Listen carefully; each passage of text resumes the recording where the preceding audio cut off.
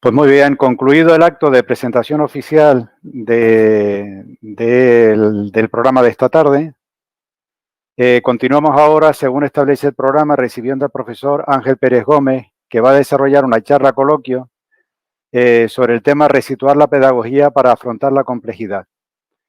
Presentar al profesor Pérez Gómez es, sin lugar a dudas, una situación que entraña en sí mismo cierta complejidad.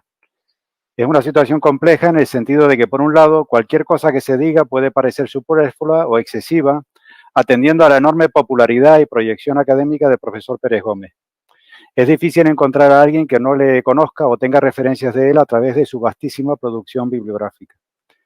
O bien, por el contrario, es complejo porque también cualquier cosa que se diga puede parecer escasa, precisamente porque es muy complicado resumir en pocos minutos una presencia, una trayectoria académica, investigadora y profesional de la intensidad y envergadura de la de Ángel Pérez Gómez.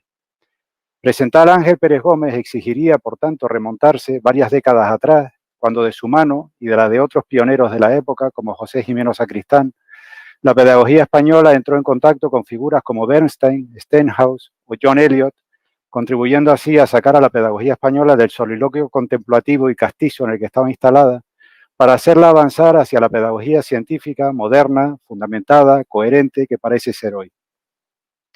Exigiría seguramente tener que hacer un repaso por una vastísima producción bibliográfica, entre la que destacarían obras como Educarse en la era digital, La cultura escolar en la sociedad neoliberal o Comprender y transformar la enseñanza.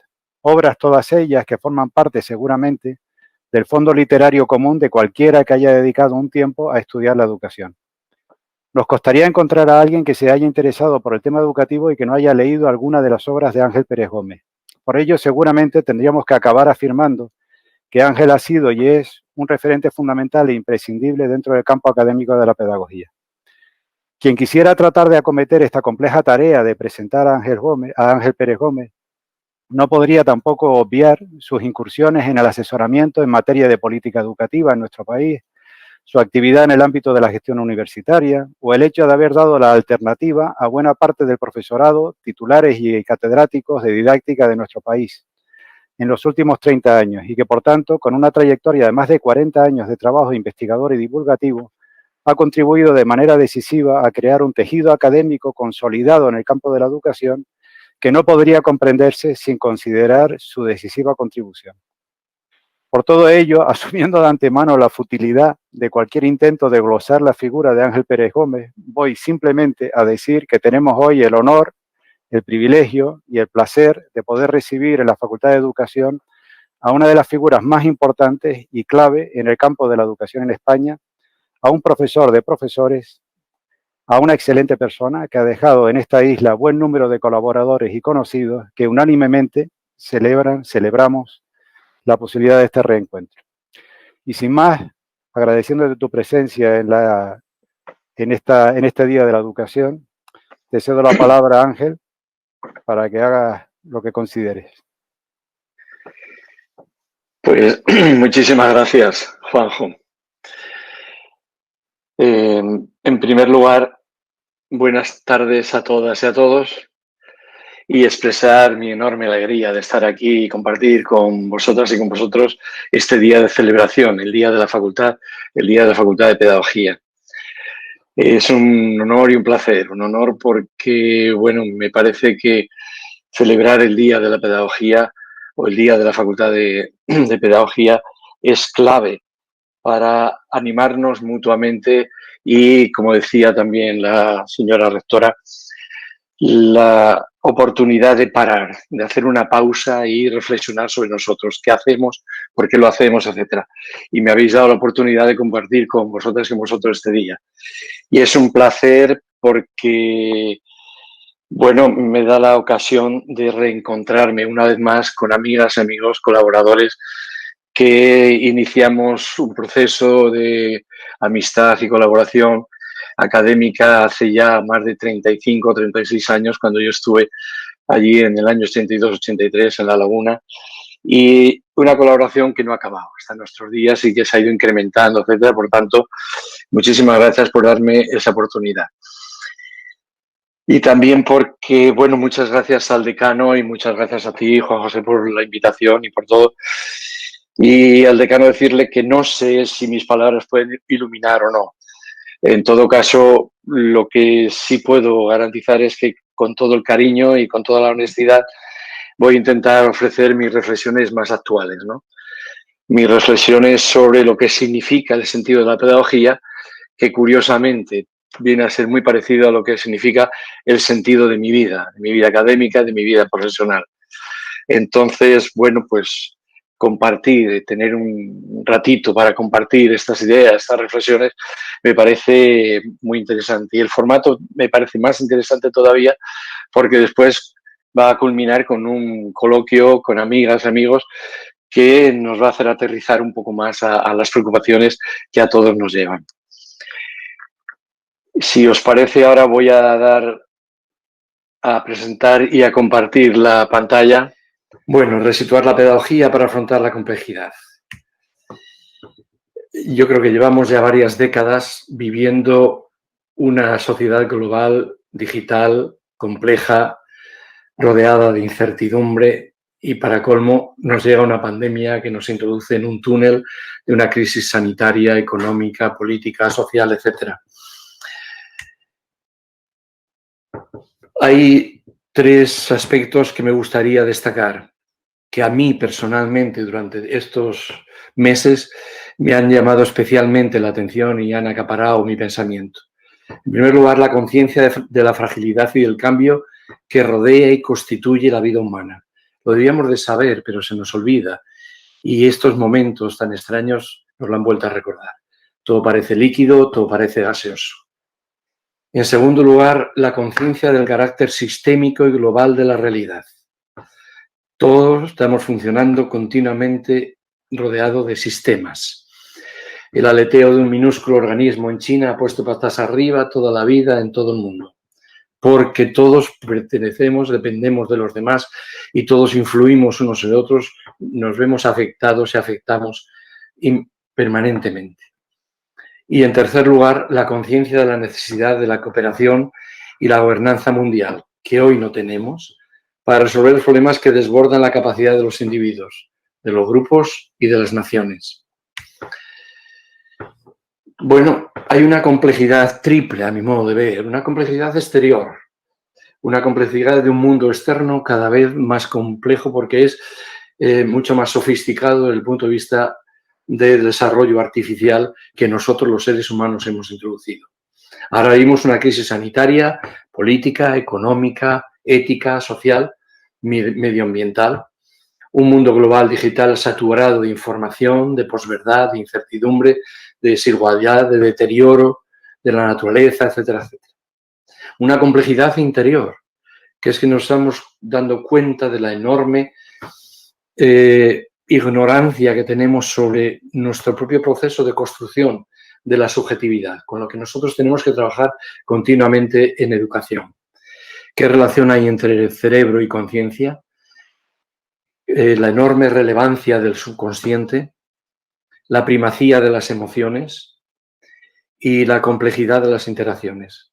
Esta tercera complejidad, la complejidad de interacciones, es la necesidad de tomar conciencia de las fronteras difusas, de las membranas porosas que establecen los límites entre el exterior y el interior. Son espacios intermedios continuamente modificándose entre sí como consecuencia de la calidad y la cantidad de esas interacciones. Pues bien, este mundo de complejidad, interior, exterior e intermedio, provoca, a mi entender, afrontar unos desafíos educativos claramente urgentes. El primero, aprender a vivir sin ansiedad, la incertidumbre y manejar la fragilidad y el cambio permanente. Es decir, empezar a aprender a pasar de un modo de supervivencia a un modo de vida de la presencia, a la apertura de la vida. Veremos lo que significa. Un segundo desafío, que es la necesidad de cultivar la sabiduría, pasar de la información al pensamiento crítico, práctico y creativo, lo cual significa priorizar la relevancia y la calidad del saber en un contexto de posverdad. En tercer lugar, fomentar el cuidado de los demás, la cooperación, la convivencia democrática.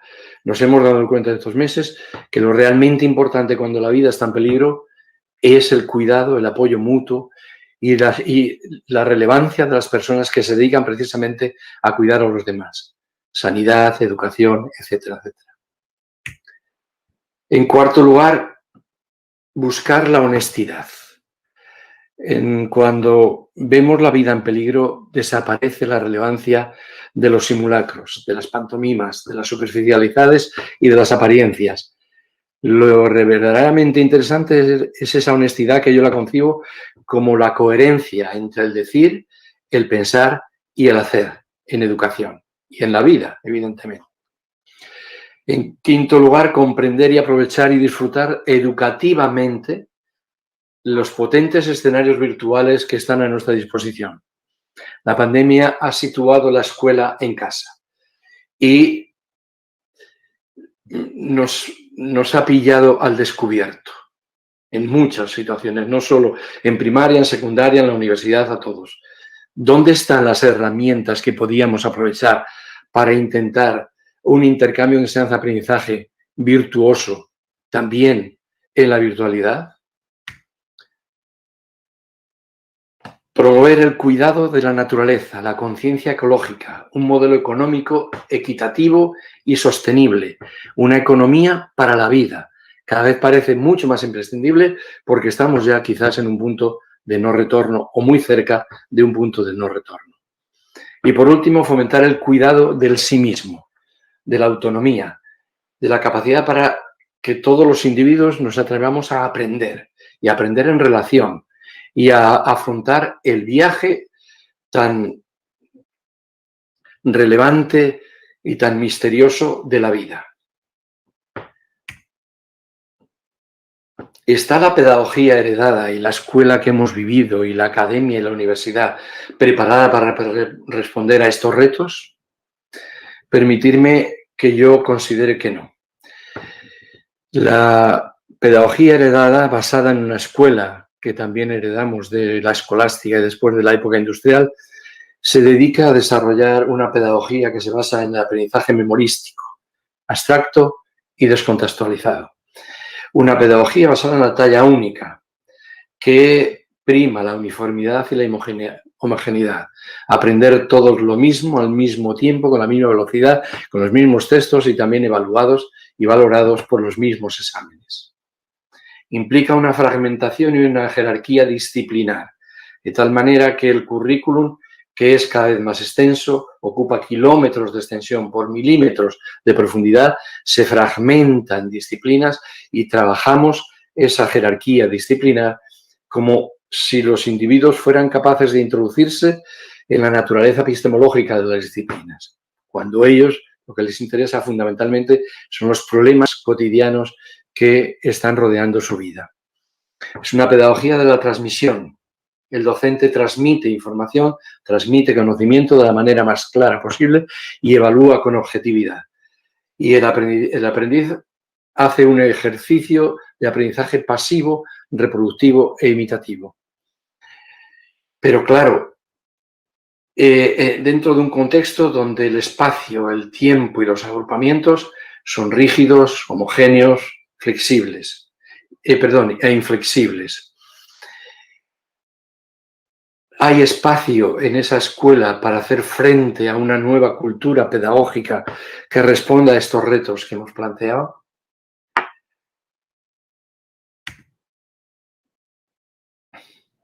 Estas son imágenes que han pasado 50 años entre una de ellas o 60 y parecen la misma.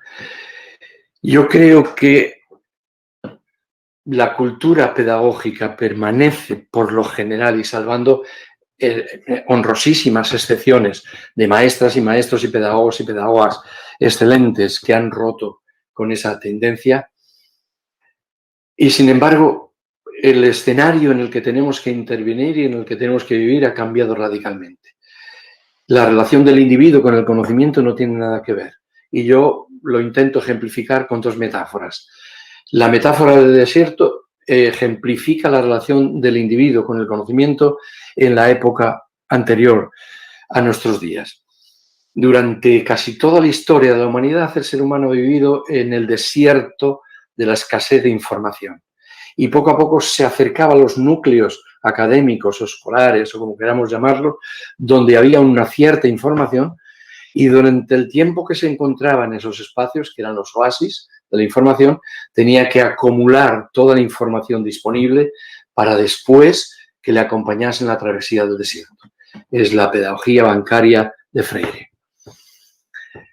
La metáfora que nos sirve para representar un poco la situación de nuestros días es todo lo contrario, es la metáfora del vendaval, es la metáfora del huracán.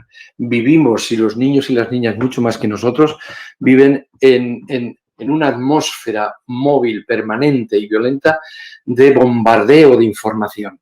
Mucha más información de la que son capaces de procesar de manera racional, sensata, etc. Por tanto, la escuela ya no puede ni debe de cumplir la función de transmitir información, porque la información está ubicua por todas partes a nuestra disposición. Tendrá que proponerse unos objetivos de orden más sutil. Intentar que las niñas y los niños, los aprendices, desarrollen criterios de selección, de valoración y de recreación de la información que les llega. Es decir, recursos de orden superior, lo que voy a llamar la sabiduría y que después me voy a detener más en ella. Cualidades hay que desarrollar en las nuevas generaciones, cualidades de orden superior, cualidades físicas para hacer frente al sedentarismo, para cuidar la nutrición en un mundo complejo de superabundancia también de alimentos y también de cuidar el ejercicio para poder desarrollar un cuerpo relativamente adaptado a las necesidades actuales. Cualidades cognitivas también superiores. Quiere decir que tenemos que intentar acceder al desarrollo en los niños y en las niñas del pensamiento práctico, crítico y creativo, que ya también intentaré explicar qué significa para mí. Y cualidades también de orden superior en el orden afectivo y social. La empatía, la compasión, el compromiso ético y el compromiso político. Significa afrontar la complejidad epistémica del concepto de conocimiento. Conocimiento es un amplísimo intervalo que va desde el escalón inferior, que es la información, al escalón superior, que son los paradigmas. Pero distingamos tres estadios claves: la información, el conocimiento y la sabiduría. La información es el conjunto de datos que recibe el individuo permanentemente, de manera aislada, desordenada, etc. Y que responden a las preguntas descriptivas: ¿qué características tienen estos objetos, esta realidad? ¿Cuántos hay? ¿Cuándo han aparecido? ¿Dónde estamos? Etc. Por sí mismos no implican conocimiento, pero son la base para el conocimiento. El conocimiento es un paso más, es la agrupación de estos datos en modelos y esquemas al mínimo o mapas y guiones que intentan decir algo de la realidad y que intentan responder a dos preguntas claves, que ya no son meramente descriptivas, sino que son explicativas. ¿Cómo funciona esto? ¿Por qué funciona así? Y la sabiduría está en un nivel distinto, superior, que intenta responder a la pregunta ¿para qué? ¿Hacia dónde? ¿Qué sentido tiene? ¿Cómo elegir? ¿Cuáles son los aspectos y las finalidades que componen nuestra orientación teleológica? ¿Y cómo se genera este conocimiento que pasa de la información al conocimiento y del conocimiento a la sabiduría? La primera aproximación del conocimiento es el conocimiento práctico. Y el conocimiento práctico es el conocimiento que vamos desarrollando desde que nacemos a través de nuestros intercambios con el medio que nos rodea. El medio de la familia, los medios de comunicación, la televisión, los videojuegos, los amigos, etcétera, etcétera. ¿Cómo es ese conocimiento práctico? Es un conocimiento que es funcional. Se forma a partir de la experiencia y en contextos contingentes, debido a la enorme plasticidad del cerebro que es capaz de configurar agrupaciones neuronales para responder a las exigencias de las experiencias y vivencias que tenemos que hacer. Todo lo contrario que nosotros aprendimos en nuestro día es las experiencias las que condicionan la arquitectura del cerebro. Y el cerebro es una estructura polivalente y funcional con una enorme plasticidad para adaptarse a la representación de cualquier actividad que el niño o la niña, de manera consciente o de manera inconsciente, voluntaria o no, esté realizando. Por tanto, la importancia clave de la cantidad y sobre todo de la calidad de las experiencias que viven los aprendices es la clave de la formación de su arquitectura cerebral. Con una clave, o lo usas o lo olvidas, porque el conocimiento práctico es funcional, va agrupando las neuronas que forman parte de un circuito que ha sido a lo mejor con cierta relevancia o exigido en un momento determinado y ya no se utiliza más, a menos que esté vinculado emocionalmente por una intensidad de vinculación, se olvida. Por tanto, lo que no utilizamos y lo que no es relevante para afrontar los problemas de nuestra vida cotidiana desaparece. La segunda característica de este conocimiento es que es emocional, es que se contamina, se contagia, se matiza emocionalmente, porque antes de llegar cualquier estímulo al cerebro, a la corteza cerebral, ya recala en la parte inferior del hipocampo, del hipotálamo y de las amígdalas para matizarse, contagiarse emocionalmente, de tal manera que ya el individuo reacciona ante ese estímulo en función de si lo califica de favorable a la supervivencia o desfavorable a la misma. Este conocimiento práctico no busca la verdad, busca la supervivencia y lo que considera que es clave para la supervivencia. Pero la primacía emocional es clave porque cualquier asociación cognitiva que hayamos construido a lo largo de nuestra vida se ha ido matizando y se ha incorporado y se ha almacenado con el matiz emocional con el que se ha vivido. En tercer lugar, se convierte en automático. El cerebro, su modo natural de funcionar es automatizar todo lo que vale y todo lo que funciona para garantizar velocidad, economía y eficacia. Pero claro, una vez que se automatiza, se convierte en inconsciente. Es decir, funciona por debajo de la conciencia, sin necesidad de la conciencia. Pero no quiere decir que no esté influyendo, está permanentemente influyendo porque hay miles de huellas y de rastros diversificados, divergentes y a veces discrepantes que son el resultado de experiencias previas, anteriores, que han significado para nosotros y que significa la existencia de múltiples yoes por debajo de la conciencia, que precocinan nuestras interpretaciones, nuestras toma de decisiones, nuestras actuaciones y nuestras valoraciones. Este conocimiento práctico, que es la clave de las herramientas que hemos construido para hacer frente a los intercambios que desarrollamos con el medio, es un conocimiento muy potente existencialmente, pero normalmente y por lo general muy pobre epistemológicamente. Está cargado de sesgos, de errores, de lagunas, de contradicciones, de prejuicios, de insuficiencias. Y por tanto, no es un conocimiento válido para proyectar y para potenciar el desarrollo permanente de la personalidad de todos y cada uno de nosotros. Voy a simplemente repasarlas un poco. Los principales sesgos cognitivos que tiene el conocimiento práctico que todos hemos construido.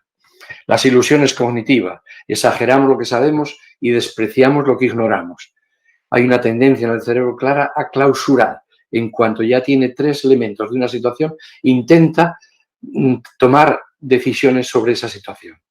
Y claro, la prudencia y la humildad es todo lo contrario. Es la capacidad de entender el enorme territorio de la ignorancia y actuar siempre continuamente con prudencia. Pero no lo hace así normalmente el conocimiento práctico. Segundo, la primacía de lo familiar, de las primeras impresiones, de lo superficial, de lo primero que nos llega y que inmediatamente por esos atributos superficiales que rodean la realidad con la que nosotros nos ponemos intercambio, rápidamente construimos juicios de valor, de acercamiento, interpretaciones, que se convierten en estereotipos y esos estereotipos nos llevan a la polarización.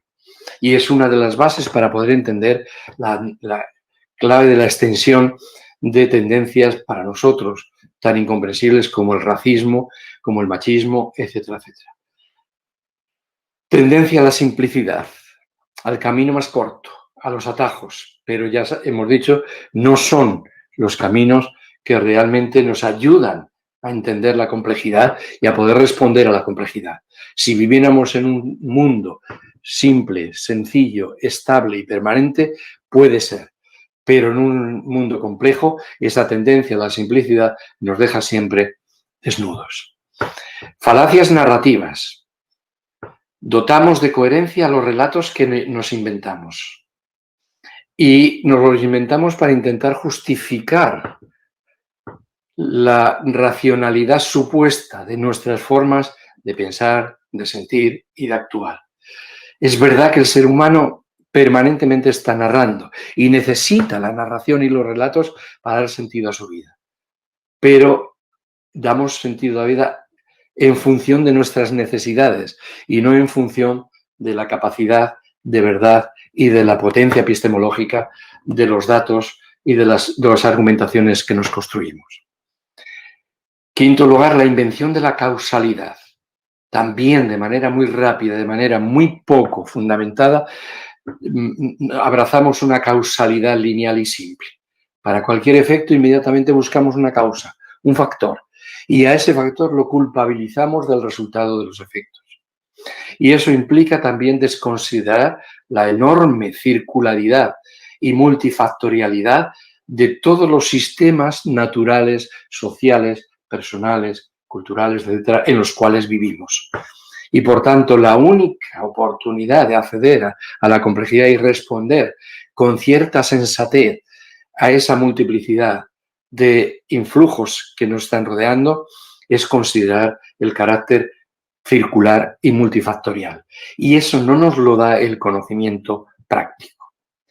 En sexto lugar, el efecto impronta, el efecto halo, el efecto Pigmalión. Como consecuencia de todo lo anterior, somos capaces de arropar y implicarnos en elementos arbitrarios los primeros que determinan el razonamiento posterior. El ejemplo que siempre se ha puesto. La mitad de ustedes ahora que están en la parte derecha, por ejemplo, están durante media hora hablando sobre la forma de vivir de la adolescencia y las características de la adolescencia. Y la otra media mitad sobre la vejez. Y después ponemos una tarea de ir 300 metros a buscar cualquier cosa que hay en el bar. El 80% de las personas que se han encontrado en el grupo que ha hablado de la adolescencia llegará antes a ese objetivo que el otro, las personas del otro grupo. ¿Por qué? Por ese efecto impronta, halo, Pigmalión, o el efecto placebo o el efecto nocebo. Nos parecen elementos arbitrarios, pero son elementos profundamente potentes desde el punto de vista existencial de los seres humanos. Y si no los consideramos, no estamos entendiendo qué está ocurriendo en los aprendices. Y por último, confundir la realidad y la imaginación. La realidad y la imaginación se confunden porque los circuitos humanos cerebrales que utilizamos para aspectos de la realidad, aspectos de la imaginación que tocan los mismos componentes son muy similares y son los mismos. Y eso nos permite, por una parte, la riqueza de la imaginación, de no tenernos que someter a la servidumbre de la realidad, pero también podemos perder de vista el espacio, el pie, la realidad, las condiciones. Y por tanto, conviene continuamente tener en cuenta dónde está la realidad y dónde está la imaginación, aunque acudamos a la imaginación permanentemente para desbordar los límites de la realidad. Bueno, pues este conocimiento práctico, tan potente existencialmente y tan pobre normalmente desde el punto de vista epistemológico, que es experiencial, que es procedimental, que es automático, que es subconsciente, que es emocional, que lo hemos adquirido a lo largo de un proceso larguísimo de socialización en nuestra vida previa y paralela a la escuela, es necesario reconstruirlo para dar acceso al pensamiento práctico, al pensamiento complejo, al pensamiento de la sabiduría. Y desde siempre se ha considerado que es la intervención del conocimiento teórico, consciente, declarativo, crítico y creativo, el que debemos de utilizar. ¿Pero qué hemos hecho en la escuela? Primero, no hemos sido conscientes de la importancia y la magnitud existencial del conocimiento práctico. Cuando han llegado los niños a la escuela, nos hemos olvidado de su conocimiento práctico, por lo general. ¿Y qué hemos hecho? Intentar que sustituyan su conocimiento práctico sin detenernos mucho en identificar cuáles son sus características, por el conocimiento teórico que nosotros le transmitimos a través de nuestra palabra, de los ejercicios, de los libros de texto, de las actividades, etc. Pero claro, ese conocimiento teórico que pretende ignorar la potencia del conocimiento práctico está condenado al fracaso. Primero, por la propia naturaleza, que es un conocimiento teórico que pretende sustituir al conocimiento práctico cuando el conocimiento práctico es existencial y vivencialmente mucho más potente. Por tanto, y en segundo lugar, porque el conocimiento teórico lo intentamos aprender de manera muy distinta como se ha aprendido el conocimiento práctico. Y el conocimiento teórico lo aprendemos precisamente por intercambios teóricos, explícitos, declarativos, pero no a través de vivencias. Y lo que realmente construye circuitos neuronales sostenibles y duraderos son las vivencias y las experiencias. Por tanto, la tarea fundamental que nos cumple hacer en la escuela o en cualquier proceso educativo es utilizar el conocimiento teórico como herramienta, como instrumento para comprender, identificar el conocimiento práctico, entender las debilidades y fortalezas de ese conocimiento práctico, que cada aprendiz entienda sus fortalezas y debilidades y ahora utilice el conocimiento teórico como la mejor herramienta para reconstruir, no para sustituir, sino para reconstruir el conocimiento práctico. De esa manera podemos llegar al desarrollo del pensamiento práctico. Pero como veremos, la escuela ni la universidad han estado preparados precisamente para utilizar el conocimiento práctico como la herramienta para reconstruir el conocimiento teórico como la herramienta para reconstruir el conocimiento práctico, sino en todo caso para aprenderlo y sustituirlo. ¿Pero qué hemos hecho? Construir dos estructuras semánticas paralelas. Aquella que responde a las necesidades de la vida y que sigue gobernando el conocimiento práctico, y aquella estructura semántica en nuestro cerebro que sirve para resolver con éxito los problemas que se nos plantean en la academia, en la escuela, en el instituto o en la universidad. Y que, como hemos visto, cuando superan las finalidades para las que fueron creados, que son los exámenes, como no lo utilizamos, desaparecen. Y vuelve a emerger la potencia de los esquemas semánticos que hemos construido en nuestro conocimiento práctico. El pensamiento práctico que reconstruye el conocimiento práctico incluye una opción ética. Es decir, son nuevas formas de pensar, de sentir y de hacer que hacemos utilizando el mejor conocimiento teórico para reconstruir nuestro conocimiento práctico hacia un sentido, en una orientación, el que queremos dar a nuestro proyecto de vida, como personas, como ciudadanos y como profesionales. Dos movimientos claves me parece que son los sustantivos del proceso educativo, no del proceso de socialización ni el proceso de ilustración, sino el proceso educativo. Teorizar la práctica y experimentar la teoría. Teorizar la práctica significa intentar observar e identificar nuestro conocimiento práctico y ayudar a los aprendices a que hagan lo mismo con el suyo. La Gestalt intuitiva, que otros llaman, identificarla, observarla, contrastarla, analizarla y descubrir sus fortalezas y debilidades. Y ahora utilizar el conocimiento teórico disponible para incrementar, perfeccionar, ampliar, abrir horizontes y reconstruir. Teóricamente, proponer alternativas a eso que hemos encontrado en el conocimiento práctico. Y normalmente hasta aquí llegábamos en el proceso educativo, pero no sirve. La otra parte, a esta parte primera, la llamamos la teorización de la práctica. Observar la práctica, analizar la práctica, contrastar la práctica. La segunda fase, el segundo movimiento es tan importante como el primero, y es experimentar la teoría. Es ese nuevo conocimiento teórico que ahora hemos construido.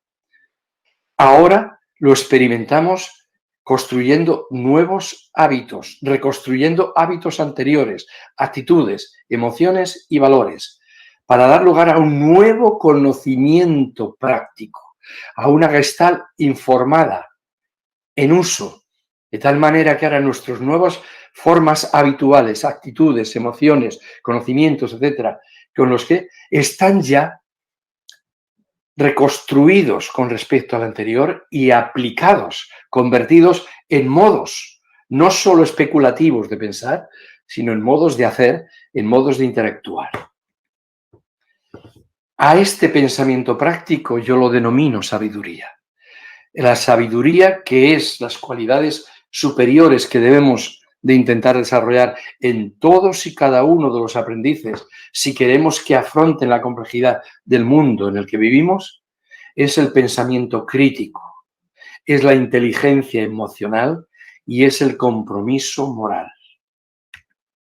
La sabiduría es utilizar el mejor conocimiento disponible para gobernar la propia vida, como individuos, como grupos o como colectividad, y construir el propio proyecto de vida, como individuos, como grupos o como colectividad. ¿Y eso qué significa, a mi entender? Aprender a pensar por sí mismos, en relación con los demás, los problemas relevantes de nuestro tiempo. Aprender a pensar por sí mismos, en relación con los demás, los problemas relevantes de nuestro tiempo. Eso implica la alianza de los aprendices para explorar lo desconocido. Para explorar lo desconocido y comprometernos con lo que significa la complejidad de la vida. Los seres humanos somos seres muy complejos y necesitamos aliarnos entre nosotros, los aprendices, para explorar lo desconocido y para dar sentido a la vida que estamos construyendo conjuntamente. Y esa alianza de los aprendices significa también y requiere confianza y aprecio mutuo. No seremos capaces de construir alianza horizontal entre los aprendices si no construimos confianza, aprecio y apoyo mutuo como claves para arroparnos mutuamente en este proceso de complejidad y adentrarnos en el mundo confuso de la incertidumbre, de lo desconocido. Y eso significa, a mi modo de ver, pasar del afecto a la virtud, el último paso de la sabiduría. Del afecto, es decir, de sentirnos afectados y afectar en función de lo que consideramos que es positivo o negativo para nuestra supervivencia, para la satisfacción de nuestras necesidades más básicas o para la satisfacción de nuestros intereses y expectativas más elevados y más espirituales, requiere experimentación y práctica. Pasar de ese afecto al compromiso real con los valores y, por tanto, a la realización práctica de los valores, que es la virtud. Y eso significa estar convencidos de la conveniencia de la reciprocidad, de la justicia y del bienestar social. Si no estamos convencidos de que nos necesitamos mutuamente y de que tenemos que confiar unos en otros por el convencimiento de la reciprocidad en un mundo justo que a todos nos ampare y que provoque el bienestar de todos, no seremos capaces de construir la virtud, el apoyo, la confianza, la alianza de aprendices, etc. Por tanto, la sabiduría es una manera de entender la vida, es una filosofía de la vida que precisamente es la que necesitamos para afrontar la complejidad, porque la complejidad nos desborda a todos, como individuos o como grupos. Este pensamiento práctico, esta sabiduría, estas cualidades también se le han denominado competencias humanas, siempre y cuando las concibamos como sistemas complejos de recursos de comprensión y de acción, que se componen con la misma intensidad y con la misma relevancia de 5 componentes: conocimientos, habilidades, actitudes, emociones y valores. No hay pensamiento práctico o sabiduría si fragmentamos esos sistemas y nos dedicamos a desarrollar uno de ellos, sean los conocimientos, por su lado, o sean las habilidades. La sabiduría, el pensamiento práctico requiere de todos ellos, interactuando para construir una manera de proceder y de afrontar este viaje que es la vida humana. Por tanto, las cualidades humanas, las competencias, la sabiduría, el pensamiento práctico incluyen conocimientos, por supuesto. Sin conocimientos no hay sabiduría. Pero la sabiduría es más que los conocimientos. Lo mismo ocurre con las habilidades. Sin habilidades no hay sabiduría, pero la sabiduría implica mucho más que las habilidades. Implica la interacción conjunta y armónica de esos 5 elementos fundamentales. Y las competencias claves que tenemos que desarrollar en este mundo tan complejo, a mi modo de ver, son 3. La primera, utilizar de manera disciplinada, crítica y creativa el conocimiento. ¿Cómo ayudar a que los aprendices utilicen de manera disciplinada, crítica y creativa el conocimiento? Es decir, la mente científica y artística,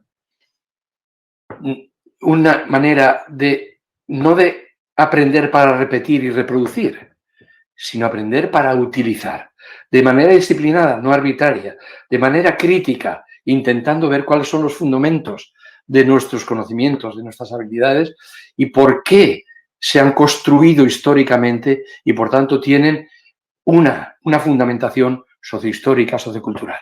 Y de manera creativa se construyen para no reproducirlos mecánicamente, sino para ampliarlos continuamente, porque cuando nos los apropiamos les damos un sentido, una matización distinta que implica el enriquecimiento y la apertura. Segunda competencia, cualidad o pensamiento práctico. Vivir y convivir en grupos sociales cada vez más complejos y heterogéneos. La mente interpersonal, ética y social.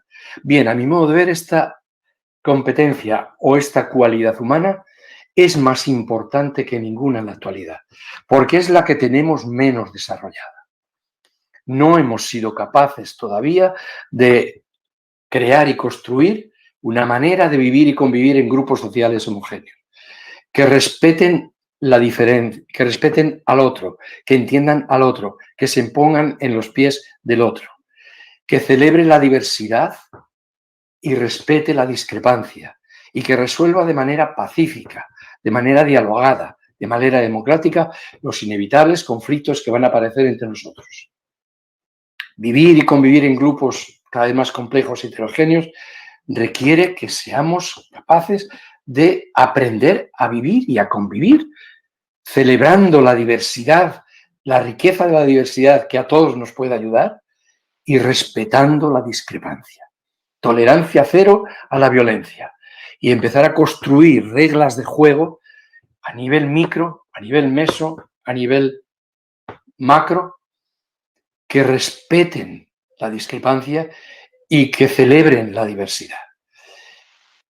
En la actualidad hemos sido capaces de desarrollar la primera competencia, la mente científica y artística, para resolver con holgura los problemas fundamentales de la vida humana.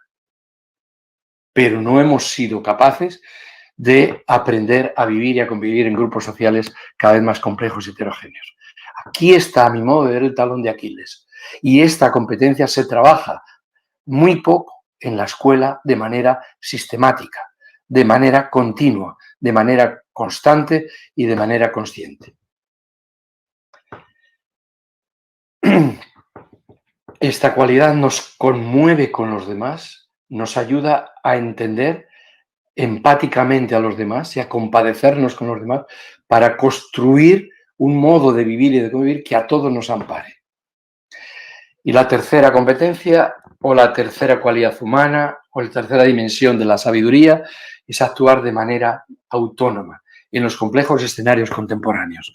Dicen también la mayoría de los autores que es la cualidad más clave del siglo XXI, porque estamos viviendo permanentemente en el cambio vertiginoso y en la incertidumbre y por tanto tenemos que aprender cómo aprender a lo largo de toda la vida.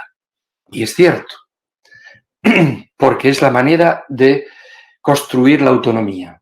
Y la autonomía se construye en la armonía entre dos ejes, la optatividad, la libertad y la responsabilidad. Y por tanto, si no hay libertad, difícilmente podemos exigir responsabilidad. Y es la manera de ayudar a los aprendices a que en ese juego de libertad, responsabilidad, vayan tomando lecciones y vayan pasando de su personalidad heredada a su personalidad adquirida y de su personalidad adquirida a su personalidad elegida. Es la mente intrapersonal la que está construyendo el propio proyecto de vida suyo en relación con los demás y que remueve todo lo que cada uno ha ido construyendo en un proceso de espiral. Y por tanto es la capacidad de aprender, desaprender y volver a aprender. Bueno, pues estos fundamentos y estas finalidades para toda intervención pedagógica requiere pedagogías nuevas, pedagogías para la sabiduría, y requiere reformular y transformar la institución, el currículum y las formas de enseñar y de evaluar. Una nueva cultura pedagógica, con un currículum que trabaje un currículum relevante. ¿Qué quiere decir? Que los contenidos que trabajamos en el currículum tienen que ser holísticos. No solo los conocimientos, sino todos aquellos componentes que ayudan a construir los sistemas complejos de comprensión y de actuación. Conocimientos, habilidades, actitudes, emociones y valores. Los componentes del pensamiento práctico. No vale sectorizar, priorizar, fragmentar y eliminar. Segundo, menos es más. Quiere decir, la relevancia, la calidad es el criterio clave. Eso de currículum extensos que tenemos que dar porque desde el primer hay que dar el libro texto de la primera a la última lección, porque si no, no nos sentimos satisfechos, no sirve, no es un criterio para formar pensamiento práctico.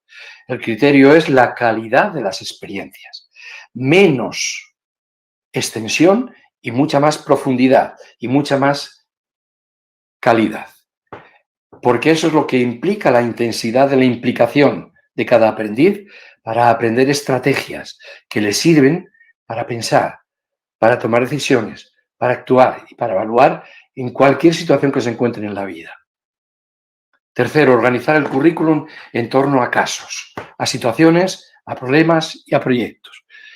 La escuela heredada y la pedagogía heredada era una pedagogía basada en las disciplinas.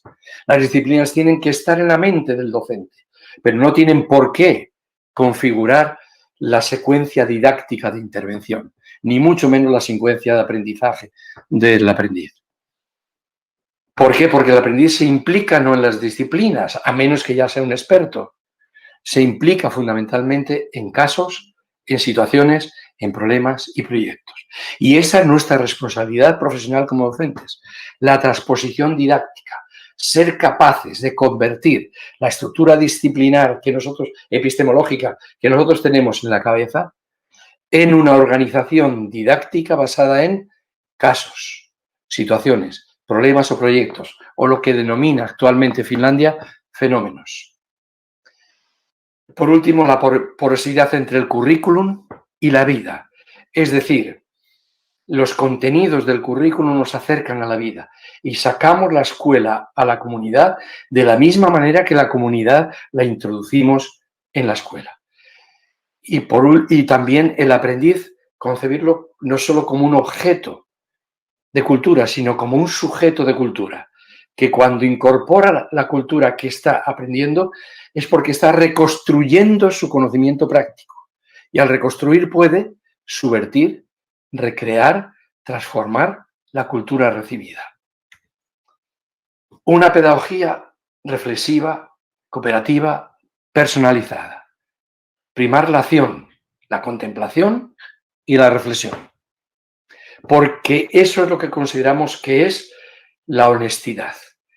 El compromiso con la coherencia de nuestras formas de pensar, de nuestras formas de sentir y de nuestras formas de actuar. Y romper con la división hipócrita de pensamos por un lado, actuamos por otro y decimos y comunicamos por otro y sentimos por otro. Significa potenciar la cooperación, porque aprender y arriesgarnos a aprender en un mundo de complejidad y en un mundo de misterio de lo desconocido requiere potenciar al máximo la conversación, el diálogo, la convivencia, crear vínculos, alianzas de aprendices, como decíamos, que aprendan a vivir. Es la pedagogía del cariño y empezar a construir una identidad que incluye al mismo tiempo el yo y el nosotros. Un yo y nosotros micro, meso y macro, hasta el punto de concebirnos como un nosotros cósmico, un nosotros que abarca a toda la humanidad.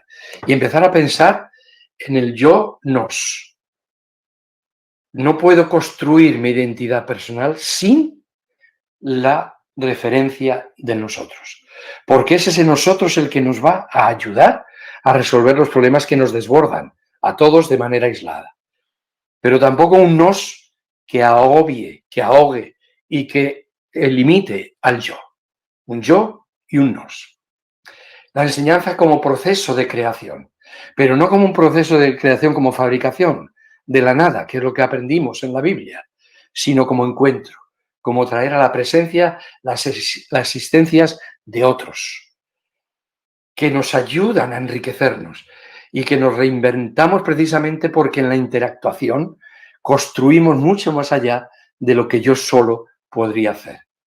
Es crear dando cabida a la existencia de otros que aportan otras miradas, otros intereses, otras expectativas y otras propuestas. Y una creación como improvisación disciplinada. No es una improvisación absolutamente loca o basada en opiniones, sino en conocimientos, argumentaciones, evidencias, pero que implica permanentemente estar abierto a la improvisación, a nuevas formas de entender y de proponer, como podemos poner la metáfora de la música, a la composición musical y a la sinfonía. Somos capaces de crear cosas que no teníamos, precisamente como confluencia de la interacción armónica de otras alteridades que nos están acompañando. Lo mismo ocurre en todo el proceso nuestro de construirnos como personas. Y la educación como práctica poética, que no solo crea obra, sino que crea sensibilidad, que se preocupa por crear vínculos profundos, permanentes e interactivos con la naturaleza, con los demás y con nosotros mismos. Y eso requiere atender de manera prioritaria los contextos, porque los seres humanos aprendemos de manera sostenible en los contextos.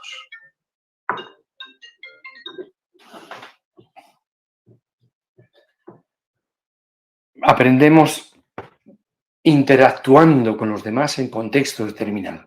Y por tanto debemos de dar también una prioridad clave a cómo diseñamos los contextos educativos, democráticos, saludables, epistémicos, que son reflejo de lo que realmente queremos construir. Por tanto, deben ser contextos flexibles, abiertos y polivalentes. Lo que nos implica entender la educación como una práctica política, que no solo intercambiamos teóricamente principios éticos y políticos, sino que los practicamos en los contextos que construimos.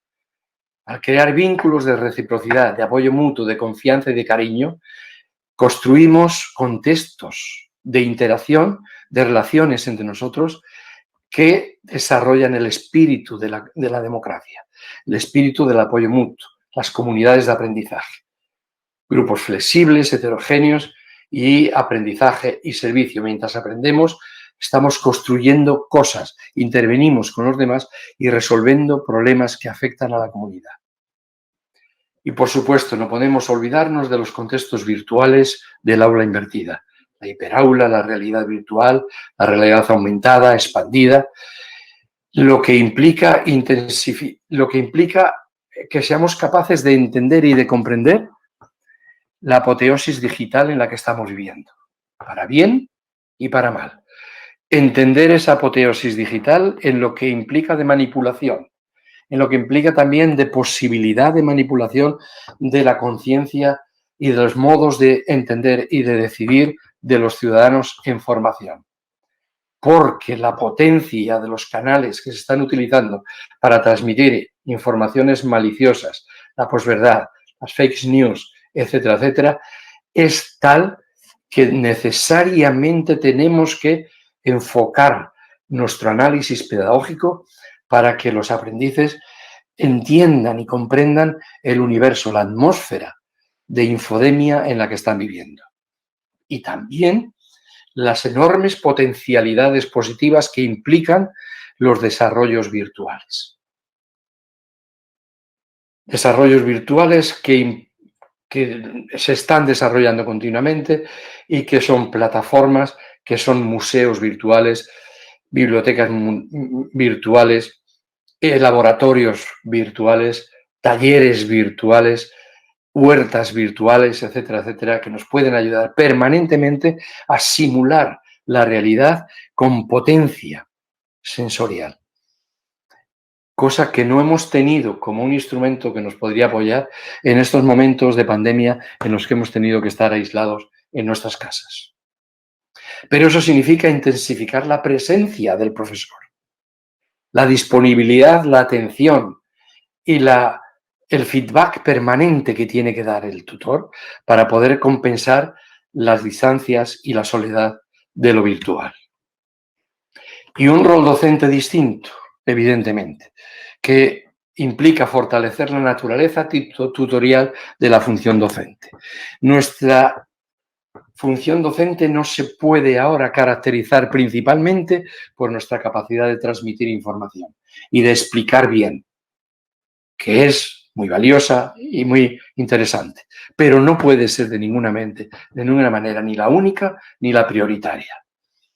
Debemos de entendernos como profesionales del aprendizaje educativo, no de cualquier aprendizaje, sino del aprendizaje educativo, es decir, profesionales de que para provocar y ayudar que los alumnos desarrollen aquel tipo de aprendizaje que le ayuda a construirse como persona en relación con los demás para descubrir el mundo de posibilidades que hay a su alrededor. De tutor de materias a tutor de personas, lo que requiere la presencia permanente, la atención y la sintonía, el cuidado y la disponibilidad permanente del docente. Y entender que los docentes somos testimonios vivos de cómo nosotros somos capaces de ejemplificar las competencias, las cualidades, la sabiduría que queremos que desarrollen también los estudiantes.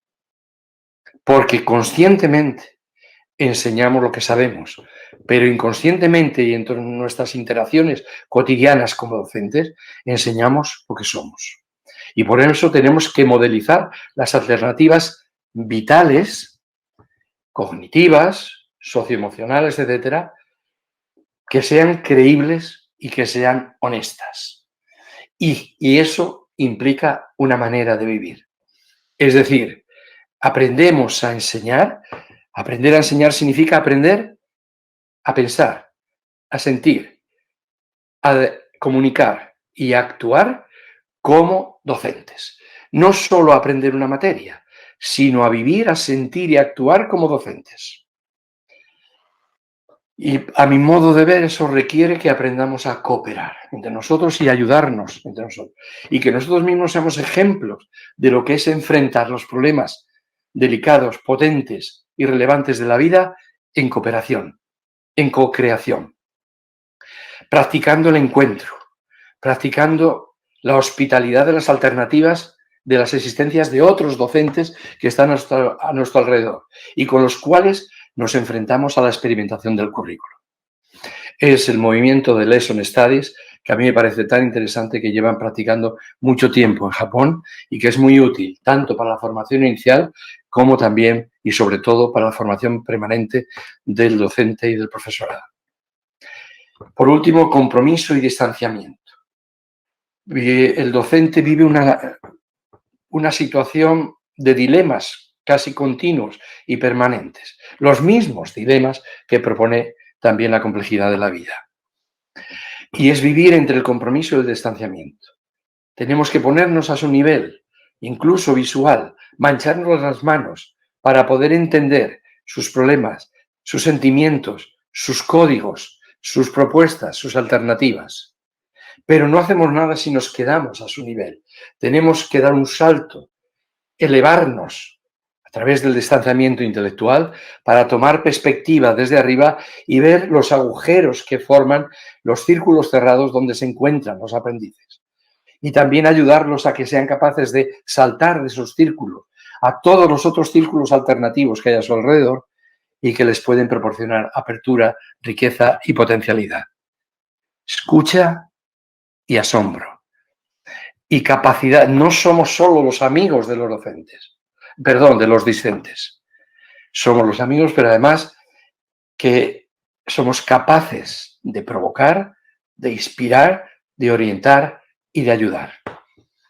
Y eso también lo planteaba Unamuno con el dilema, él no lo decía compromiso o distanciamiento, sino piensa alto y siente profundo. Para concluir, el sentido de una nueva pedagogía es construir una pedagogía compleja para afrontar una realidad compleja. La pedagogía es la ciencia, la técnica y el arte de indagar y experimentar formas distintas de pensar y de hacer la educación. Ese es nuestro campo, esa es nuestra ciencia, nuestra técnica y nuestro arte, que te tiene que basar en la indagación y en la experimentación, de formas distintas de pensar y de hacer la educación para intentar invadir el territorio de las enormes posibilidades que hay alrededor. Una cultura pedagógica que ayude a aprender a pensar por sí mismos, a los aprendices, pero aprender a pensar por sí mismos en relación con los demás, para que experimenten las posibilidades alternativas de una vida de misterio, de complejidad, de incertidumbre y de cambio, pero que no pierde de vista que lo que pretendemos es lograr el bienestar común. Una pedagogía compleja para afrontar la complejidad es una pedagogía holística, no una pedagogía limitada y restringida, una pedagogía situada, no una pedagogía abstracta, una pedagogía flexible, no una pedagogía rígida, una pedagogía relacional, no una pedagogía en el aislamiento individual, y una pedagogía experiencial, no solo una pedagogía de los libros, sino fundamentalmente una pedagogía que se apoya, se basa en las vivencias, en la experiencia. Una pedagogía que no olvida su dimensión científica, su dimensión ética, su dimensión política y su dimensión estética o poética. Pues nada más, muchas gracias, mucho ánimo y feliz cumpleaños. Muchísimas gracias, Ángel. Muchas gracias por tu intervención, que como ya se anticipaba, pues ha resultado de enorme profundidad e interés. Muy sugerente de principio a fin. Creo que has planteado una serie de temas de enorme calado, ¿no? Yo creo que has diseñado prácticamente pues toda una teoría, una propuesta de teoría de la educación para estos tiempos, que hay que analizar con sosiego. Voy a ir dando entrada a los compañeros que van a formar parte de esta mesa de tertulia, pues para poder profundizar precisamente en estas ideas que nos has anticipado, ¿no? Ideas tan sugerentes como hablar de la pedagogía del cariño, o por ejemplo la idea de recuperar digamos, relacionar la sabiduría con la alianza de los aprendices, ¿no? Esa idea de comunidad, ¿no? O profundizar en eso que has anticipado del yonos, esa esfera enorme del yonos que parece que trasciende al individuo y que supone pues una especie de comunidad de sujetos que pretenden conocer, compartir y a partir de esa asociación pues poder profundizar en el conocimiento, ¿no? Es decir, un conjunto de ideas que a mí desde luego me han de hecho pensar y me resultan de lo más sugerentes, ¿no? Como te decía, para poder continuar y avanzar un poco en esto que nos has anticipado, pues hay 3 compañeros y compañeras que van a sumarse a la mesa de tertulia. Se acaba de presentar la primera, que es la profesora María Dolores Baena Cuadrado, profesora titular de Didáctica y Organización Escolar y hasta hace poco tiempo decana de la facultad y creo que conocida tuya. Muy buenas tardes, Mariló. Un abrazo. Hola, buenas tardes, Ángel. Se suma también ahora el profesor Javier Marrero Acosta, catedrático de Didáctica y Organización Escolar y que también creo que tienen algún conocimiento previo ustedes, ¿no? Sí, creo que casi no nos conocemos. Muy buenas tardes, Javier. Un abrazo enorme. Tengo que decirte, bueno, y ahora el profesor, el catedrático Amador Guarro previo. Sí, creo que casi no nos conocemos. Muy buenas tardes. Un abrazo enorme. Amador, tienes que cerrar la conexión en el canal YouTube. Sí, creo que casi no nos conocemos. Muy buenas tardes. No, pero yo no sé. Tienes que cerrar la conexión. No sé si es Mariló o si es... No, yo ya lo cerré. Javier, mira a ver si tienes abierto el canal YouTube todavía. Ahora, te estaba comentando, Ángel, que la característica común de las 3 personas que van a formar parte de esta mesa de tertulia es que además de tener un perfil académico acorde con la temática, los 3 hemos querido que sean personas que han compartido contigo tiempo anteriormente para darle un poquito más de cercanía y calidez a la tertulia, ¿no? Y a partir de aquí ya, sin más, simplemente antes de empezar, sí quiero indicarles que sería importante, por el tema del protocolo en este tipo de situaciones, pues si quieren ir pidiendo la palabra y que vamos a intentar ceñirnos al tiempo que disponemos, que son unos 30 minutos, ya no, 20 y pocos minutos, yo les iré dando el tiempo, ¿no? Así que sin más, el que quiera empezar y aportar algo, pues tiene la palabra. Mariló, que tiene el micrófono abierto. Yo nada más de intervenir para saludar a Amador, que no le he saludado antes. Un abrazo fuerte, Amador. Hola, Ángel. ¿Bien? Muy bien. Me alegro de oírte y de verte. Bueno, ya no hace tanto tiempo que nos veíamos, ¿te acuerdas? Es verdad, no hace tanto tiempo. Sí. Así 2 o 3 meses, un par de meses o 3. Oh, qué bien. Online, otra vez. ¿Qué vamos a hacer? ¿Qué le vamos a hacer? Lo que toca. Pues sin más, ustedes tienen la palabra. Sí, si quieren, voy empezando porque tenemos muy poquito tiempo para todo lo que hay que hablar, ¿eh? La charla ha sido intensa, compleja y bueno, para hablar durante mucho tiempo. Bueno, en primer lugar, quiero felicitarte, Ángel, evidentemente. Me alegro mucho de volver a verte, que yo sí que hacía tiempo que ya no te veía. Te veo igual, porque tú no cambias al paso del tiempo. Y quiero felicitar al equipo de Canal, felicidades a todos los que formamos esta comunidad educativa por este día y por haber invitado a Ángel, por supuesto, y agradecerles que me hayan dado la posibilidad de poder participar, aunque sea un poquito. Bueno, como tenemos poquito tiempo, Ángel, es que has dicho tantas cosas que es casi imposible. Yo quería comentar así en general y luego una idea que se me ha ido viniendo, que tiene que ver casi con el con el principio y con el final, ¿vale? Y para plantear alguna cosa, ¿no? O sea, yo sí que evidentemente estoy totalmente de acuerdo con todo lo que has comentado y que, por supuesto, lo que necesitamos es una educación, una escuela que nos enseñe a pensar y a vivir, así, globalmente, ¿no? Con todo lo que has dicho. Que no uniformemente, que respete esa diversidad, que respete la diferencia y que eduque a esos ciudadanos que necesitamos, a ciudadanos solidarios, sensibles, honestos y comprometidos socialmente. Y además lo sabemos, porque sabemos que en sociedades donde se ha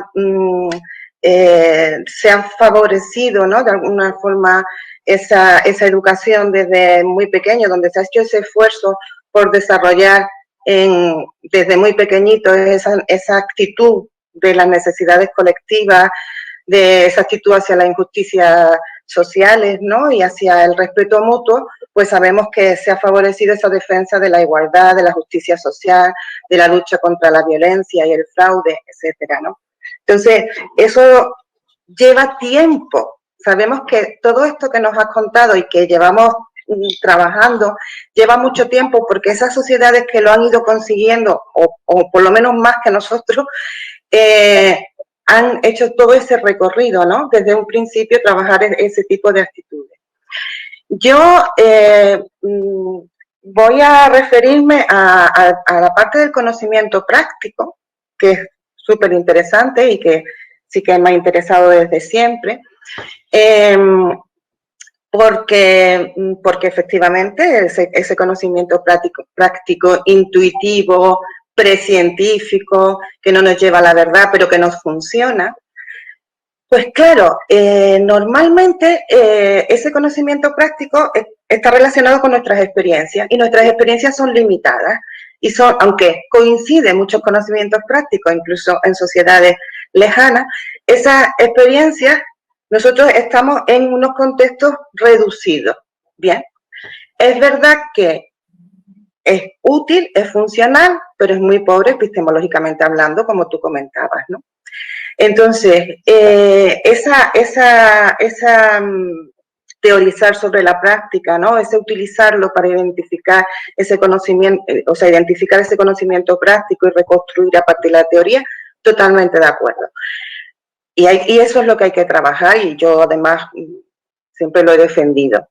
Sin embargo, yo quería comentarte o preguntarte, no sé si dará tiempo, que precisamente todo este fenómeno de globalización, de noticias, de redes sociales, etcétera, a mí me da la impresión a veces, la impresión no, tengo la certeza porque últimamente estoy muy enfadada con la prensa y las redes, con las fake news y todas estas cosas, que, a ver si lo sé explicar, es que esas redes o esos mensajes que parten de un conocimiento práctico falso que nos da la verdad, se contribuye a divulgarse en contextos mucho más amplios de los que normalmente teníamos, porque era nuestro contexto más cercano.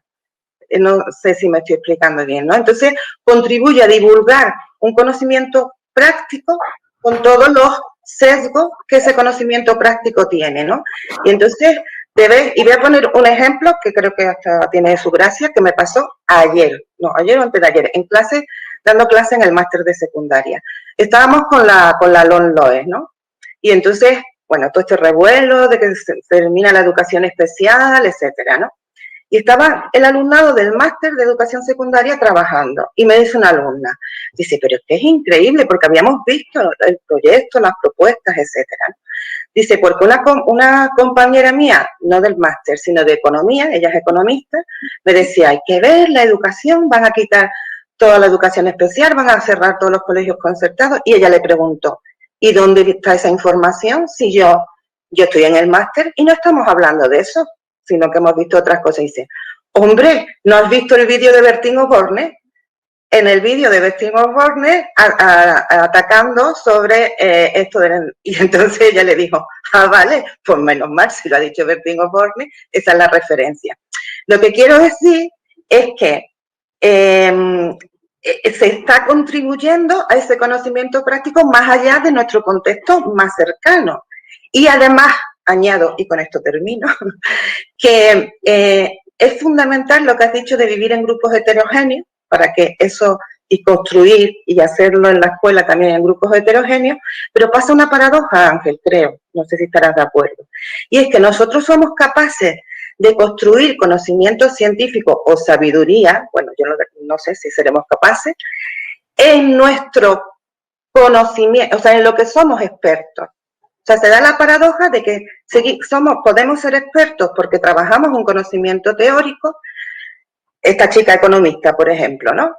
Pero en lo que nos es ajeno, seguimos funcionando y admitiendo un conocimiento práctico, pobre epistemológicamente y falso, aunque tengamos una formación más profunda y compleja en otros aspectos. O sea, igual que se da de forma paralela el conocimiento intuitivo y el conocimiento teórico que se da en las escuelas y que no se relaciona, en nuestra vida cotidiana y al profesorado también, que es a lo que voy, mantenemos esa paradoja de algunas ideas, mantenemos ese conocimiento falso porque alguien nos lo dijo, aunque seamos capaces de profundizar en un conocimiento más sabio, más científico y más, etc. O sea, cultivar la sabiduría, pero en todos esos aspectos que van a afectar a la educación, a la escuela, ¿no? Creo que es un reto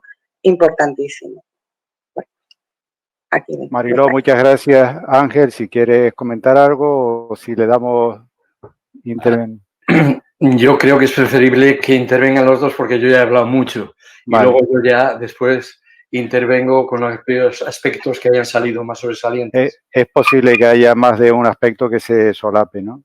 Amador, Javier, si quieren ustedes comentar algo. Oh, claro. Bueno, la verdad es que no tengo muy claro el sentido de esta tertulia, porque estamos los 4 y Juanjo 5, nadie se ha unido a ella, o es que no se va a unir nadie. No, somos nosotros 5 nada más. Vale, bien.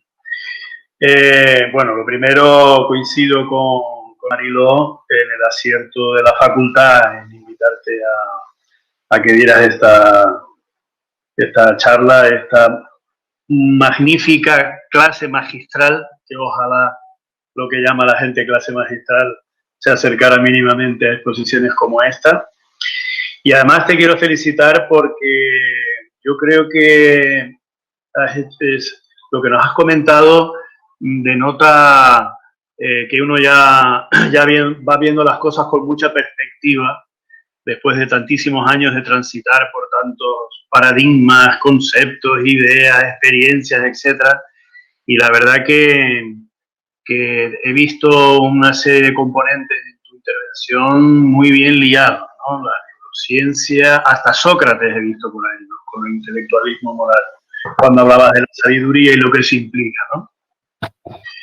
Y en ese sentido te doy las gracias porque yo creo que denota una madurez intelectual, moral, ética y política tremenda. Y además porque en mi caso me ayuda a entender cosas que me están rondando y que no soy capaz de expresar tan bien como tú. Yo creo, Ángel, que no sé si habrá otros campos de actuación o sistemas sociales como el educativo en el que hay tantísimo conocimiento acumulado y tanta distancia entre ese conocimiento y lo que se hace en la práctica. A mí me da que somos un ámbito, es como si los médicos, los oftalmólogos operaran las cataratas con el instrumental de los egipcios, que ya operaban cataratas, ¿no? Así veo yo un poco el sistema educativo. ¿Para qué contar el debate que ha surgido en torno a LOMLOE? Pero también la propia LOMLOE. Quiero decir que uno ve la LOMLOE y dice, no, para este viaje no hace falta tantas alforjas, ¿no? En aspectos, creo que se ha avanzado mucho en la equidad, pero en cuestiones sustanciales, como tú has planteado, por ejemplo, por ponerte un caso muy concreto con el que yo vengo batallando desde hace muchísimo tiempo, la fragmentación del currículum. Es que ciencia en primaria, ciencias naturales, conocimiento del medio ambiente que podrá desdoblarse en ciencias naturales y sociales, ¿no? no somos capaces ni siquiera de volver a cosas tan racionales como integrar muchísimo más el currículum, porque además me parece hipócrita que le exijamos al profesorado que integre cuando tú le das un currículum absolutamente fragmentado, ¿no? Hasta 10 áreas en primaria y hasta 13 áreas en secundaria. Cosas tan elementales como esa, ¿no? Me ha gustado cuando has ido concretando que retomaras la idea de las competencias clave, que las tres que planteas coinciden en lo básico con las tres grandes competencias del SECO, contempladas desde una perspectiva del pensamiento complejo, que es como creo que vale la pena contemplar las competencias, no como está ocurriendo lo están convirtiendo en una práctica, en una pedagogía por objetivos trasnochada otra vez, ¿no? Perdiendo la oportunidad de repensar las situaciones de aprendizaje con esa riqueza que tú planteabas, donde conocimientos, habilidades, creencias, valores, emociones, etcétera, se dan, ¿no? Estoy releyendo un libro de Philippe Mervier, Aprender sí, pero ¿cómo?, que ya se publicó en el año 92, que este hombre, lo digo por los olvidos y volver a retomar las cosas que ya están más claras que el agua, ¿no? Habla de las situaciones problema más o menos en esta línea, claro, hace 20 y pico años ya de esta historia, ¿no? Y no acabo de ver la manera de hincarle el diente a esto, ¿no? Y máxime, si pienso también que en la universidad, por lo menos en la Universidad de La Laguna, el máster de secundaria, en el grupo genérico tenemos 75 alumnos por grupo, pero es que ahora cuando venga el segundo cuatrimestre tengo que dar educación didáctica, educación primaria en primaria, y tengo 93 alumnos en el grupo. Entonces, claro, lo que me estás contando, claro que estoy de acuerdo y claro que sí, pero lo veo tan lejos de lo que es posible hacer hoy en día, que yo sé que hay experiencias, pero claro, las experiencias pues no deja de ser eso, ¿no? Un oasis, como tú planteabas en tu metáfora, pero lo veo tan lejos de la realidad, tanto en la universidad como en la escuela, en el resto del sistema educativo, que me da pena, ¿no?, que esto pueda quedar meramente como un ejercicio intelectual de lo que podría ser, de una utopía que quizás, bueno, está claro que ni tú ni yo la vamos a ver, ¿no?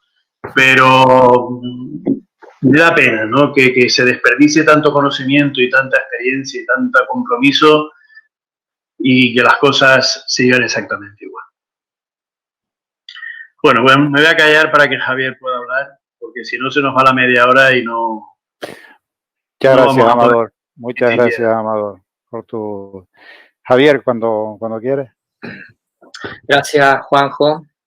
Bueno, yo también tengo que empezar agradeciendo a la facultad la invitación para estar aquí, agradecerles también la iniciativa de este día singular. Nunca habíamos tenido una celebración de la facultad como esta. En eso hemos ganado en originalidad. Una originalidad forzada por las circunstancias, pero al fin y al cabo original. Y desde luego, enormemente, muy contento con el discurso de Plácido, con la intervención de Plácido, que creo que fue muy, muy brillante y muy bonita. Y a ti por estar aquí coordinando este debate. Y bueno, y con Ángel, pues nada, yo creo que no podíamos celebrar este día de la mejor manera, Ángel, contigo aquí entre nosotros. Te noto muy inspirado, ¿eh? Tú has ganado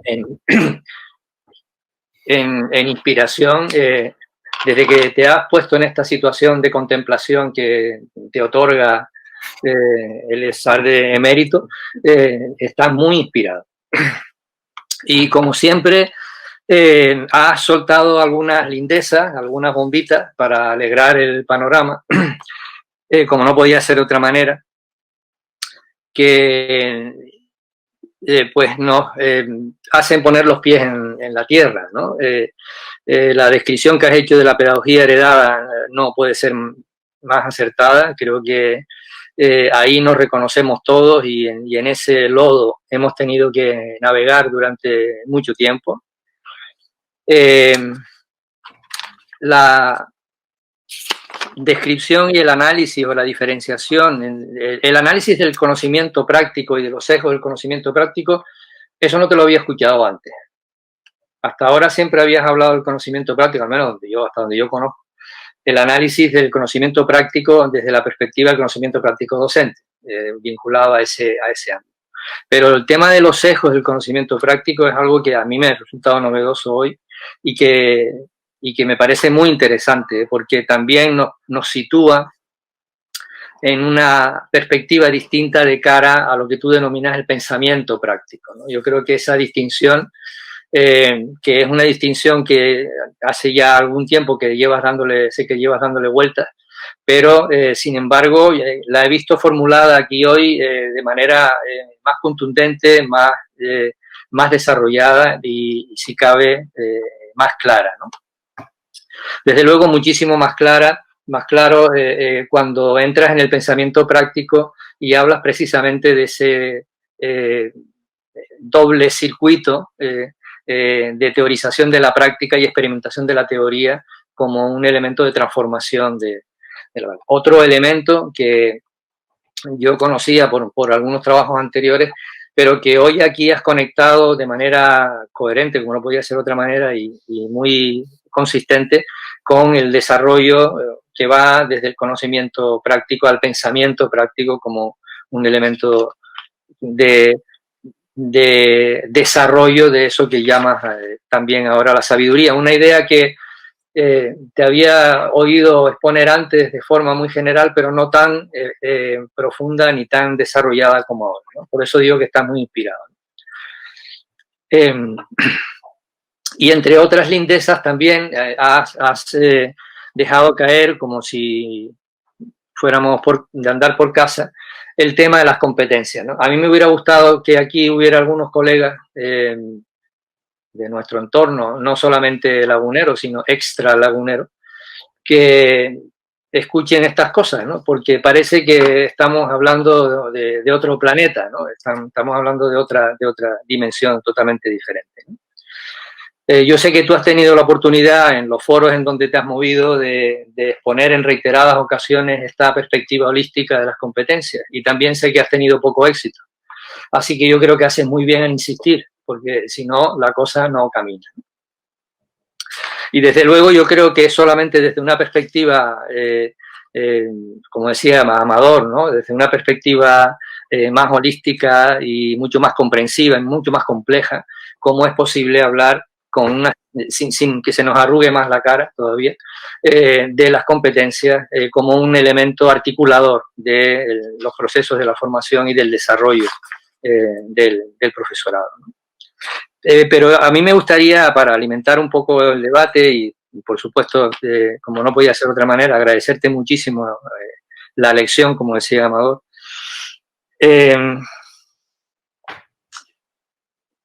La pregunta inevitable del cómo, ¿no? ¿De qué manera crees tú cómo puedes visualizar tú, así de forma muy sintética, la articulación de la experimentación de la teoría y de la teorización de la práctica en el marco de la formación del profesorado, ¿no? ¿Cómo llevamos esto a la formación de las profesoras y de los profesores? Y en definitiva, estaría bien también, y esa sería mi otra pregunta, ¿cuánto tiempo vamos a tardar más en el desierto? Entonces, nos queda mucho todavía. Lo digo porque, hombre, tu mirada nos proyecta hacia un futuro, hacia un lugar, o mejor dicho, hacia un no lugar, que es muy estimulante, ¿no? Y por lo tanto es muy, yo diría que muy exigente con la situación actual, porque de alguna manera nos levantan los pies del suelo. Si nos dice, entiendan que ustedes están sobre un volcán. Bueno, que lo digas a nosotros aquí ahora no me extraña porque es lógico, pero ustedes están sobre un volcán y lo que tienen que proyectar en el futuro es, el futuro que queremos proyectar debería ir por ahí. Pero claro, tenemos los pies en el aire y tenemos que remar, y tenemos que remar para encontrar esa dirección de manera coherente, ¿no?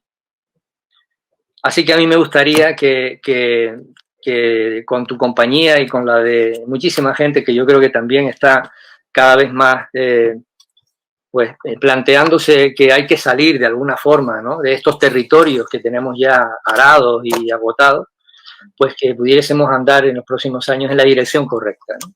Porque yo creo que lo que hace falta es dirección, es norte, ¿no? Es hacia dónde, ¿no? El camino ya lo haremos, ya supongo que lo tendremos que hacer de alguna forma.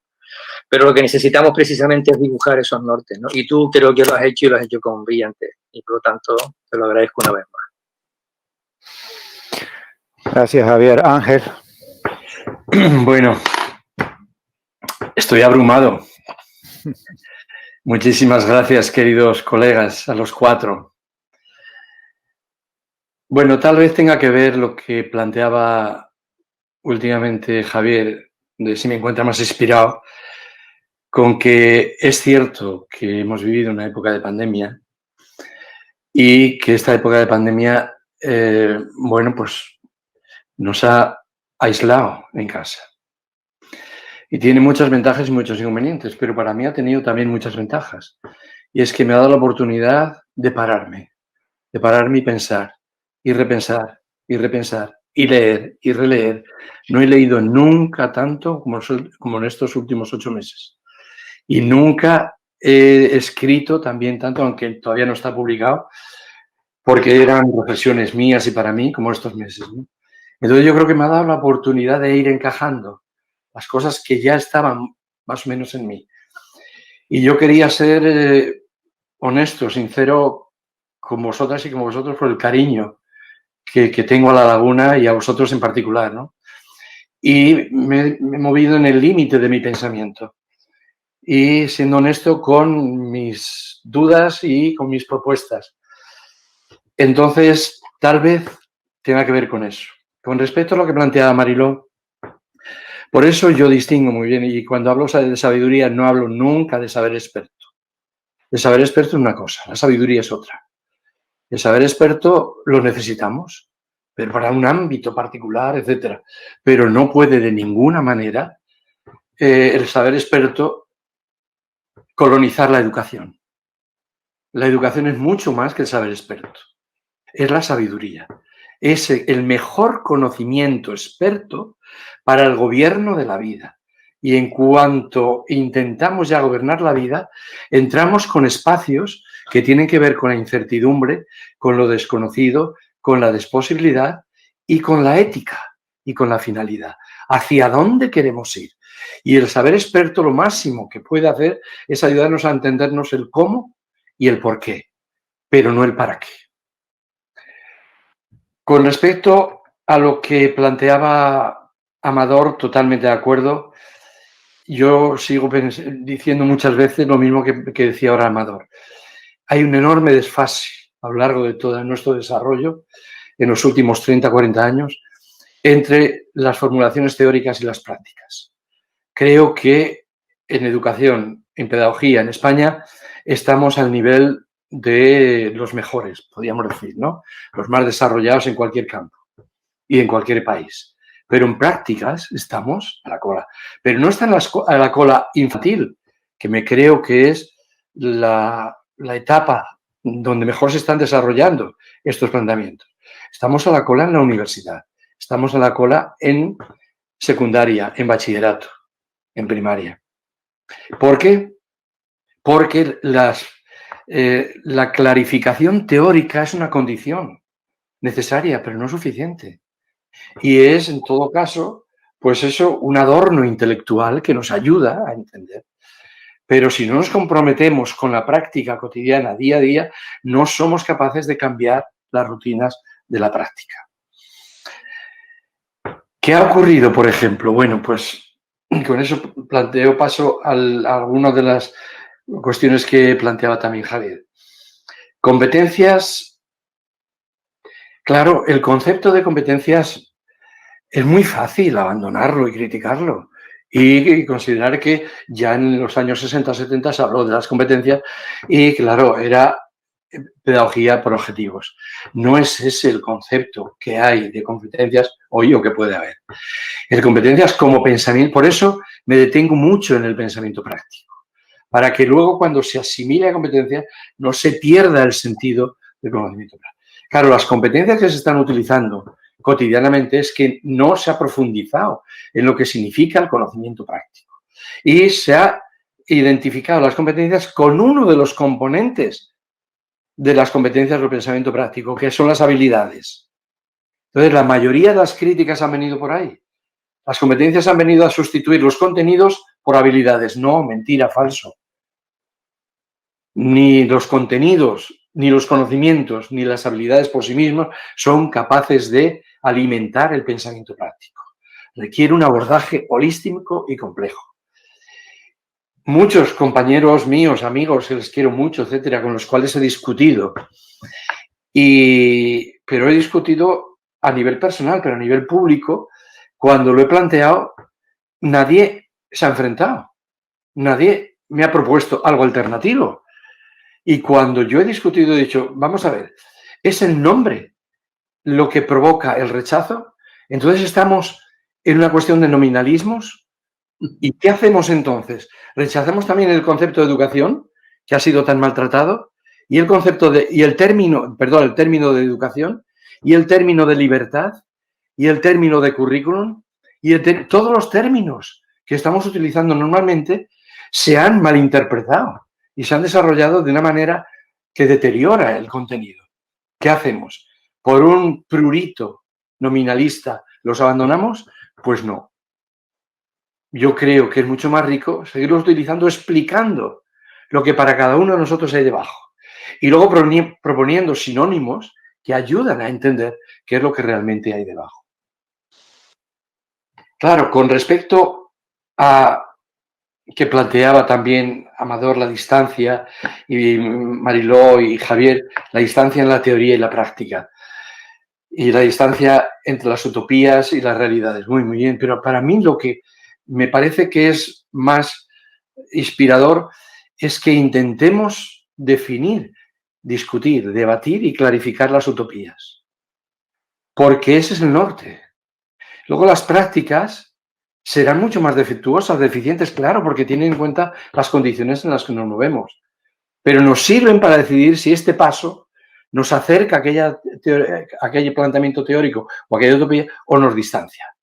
Y eso a mí me parece que nos sirve para ir analizando, cuestionando y criticando la hoja de ruta. Esta hoja de ruta nos lleva, como decía Amador, claro, la LOMLOE, para eso no se requieren tantas alforjas. Esa no es la hoja de ruta. Bueno, puede ser que haya que apoyarla porque, evidentemente, es un paso muy importante con respecto a lo que teníamos con la Ley Wert. Pero para un pedagogo y para nosotros eso no puede ser la hoja de ruta. La hoja de ruta es los principios que nosotros consideramos que deberemos y aunque sean utopías no me importa porque ya soy consciente de que son utopías. Pero las utopías alumbran mi toma de decisiones cotidiana y paso a paso. Y ahora me deciden, mira, que este paso que has dado te aleja y este paso que estás dando te acerca. Y eso ya lo tenía muy claro Stenhouse cuando planteó que los valores había que convertirlos en principios de procedimiento. Y los principios de procedimiento te ayudan a decir si esta táctica y esta estrategia concreta se conforma y se orienta a los valores que tú te propones o que nos hemos propuesto en general y que están de alguna manera concretados en los principios de procedimiento o no.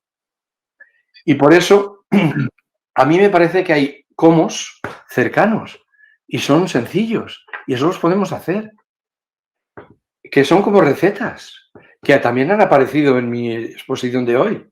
Menos es más. Pues bueno, más calidad y menos cantidad Eso es una receta que la podemos llevar a cabo todos. Y decir, no importa, de 10 temas yo doy 2, nada más. Y ahora profundizo en ellos. Y desde ellos, trabajando de manera interdisciplinar todos los conceptos que son imprescindibles para entender esa problemática, me van a llevar a todos los demás temas. Es menos mal. La alianza de aprendices o el aprendizaje cooperativo, pues lo mismo. También es una receta. ¿Es simple? Claro. La podemos hacer. Nos cuesta, sí, porque no estamos acostumbrados y no tenemos esa cultura. Pero ¿se puede hacer? Claro. Y el cómo entre nosotros, profesores, pues hay, yo creo que una estrategia que está muy bien utilizada. Son las Lesson Studies. Las Lesson Studies en Japón es una manera de cooperar 4 o 5 profesores para discutir, debatir, proponer, experimentar, evaluar y reformular. Bueno, pues es sencilla. Hagámosla en la universidad. Ángel, muchísimas gracias. Yo creo que llevamos 1 hora ya y 40 minutos. Estamos pasados en 10 minutos. Seguramente si estuviéramos 1 hora más, tendríamos siempre la sensación de que nos sabe a poco. Yo creo que lo que se pretendía con esta tertulia, una de las ventajas que este formato tiene muchísimos inconvenientes. Uno de ellos es la rigidez, la esclavitud del tiempo, digamos el embaramiento de esta situación, ¿no? Pero una de las ventajas que tiene es que va a permitir volver a ver, escuchar, repasar tu intervención y el corolario que nos has ofrecido a partir de las intervenciones de Mariló, de Amador y Javier, que yo creo que han servido precisamente para lo que se pretendía, que era enriquecer tu aportación inicial y poder tener una especie de segunda vuelta en la que nos has regalado pues una ampliación de tu pensamiento, de tu planteamiento, ¿no? Y has aclarado muchísimas cuestiones, ¿no? Yo desde aquí no me queda más que agradecerte el tiempo que nos has dedicado, agradecer a Mariló, a Amador y a Javier su presencia en esta tertulia y no nos queda otra que volver a pasar digamos, el foco al escenario donde está, digamos, el decano esperando también para continuar con el acto, ¿no? Nosotros podemos quedarnos aquí, si les parece, un ratillo más, pudiendo cerrar, digamos, este momento con más calma y poder pues hablar con más amplitud del tema, pero no nos va a quedar más remedio que devolver la conexión al escenario para que continúe a los el estudios acto allí. centrales.